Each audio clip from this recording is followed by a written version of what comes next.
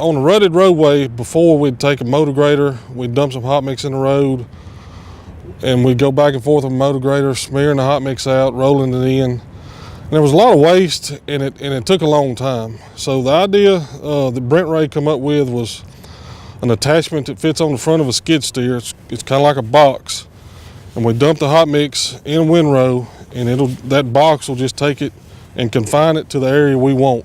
You know, we can get a lot more done in a day than we used to before with a motor grader.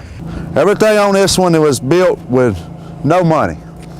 Everything come out of scrap piles. We scrapped shocks. We got chains. We got some miscellaneous bolts. The first one, original, we had some skis on it that we fabbed our own skis. Then we come back and it worked really good.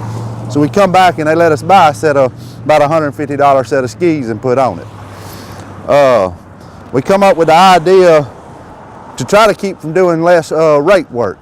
We got an asphalt distributor, you'll see here in a little bit. It'll come down and they'll spread out asphalt in a pile, and then it'll roll it and it'll keep it confined in its space. It'll cover the box, then it's got a gauge on the side. You can actually set the fluff for the asphalt for compaction on it.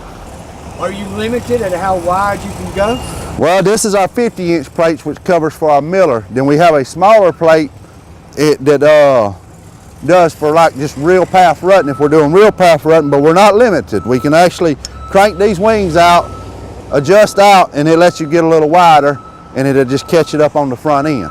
Since I went to work here watching the shoulder wideners, and I've seen them cut trenches and stuff and try to patch them and take road graders and patch it back, and I said, you know, if you can confine something, I kind of looked at you see the big dozers with the V-blades. Yeah. I said, you know, if you kind of reverse that V-blade and it's a trough, it'll feed it back down instead of push it out. Shannon come over and he said, what we're gonna do? And I kind of, we was trying to figure it out, and we kind of took a piece of paper and I said, I'm gonna make something that's gonna look like this, but we're gonna catch hot mix. And we would bring stuff, we'd have stuff extra, then we'd take it and go back and throw back. The end result, there's been so many things added to this and removed. Oh yeah? There's so many parts that's been changed on this to get this result.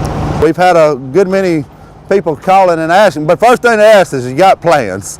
Well, the plans, we didn't have no plans. Our plan was just, it was in our head. We just started building it. It's kind of like a good gumbo. That's basically what it is.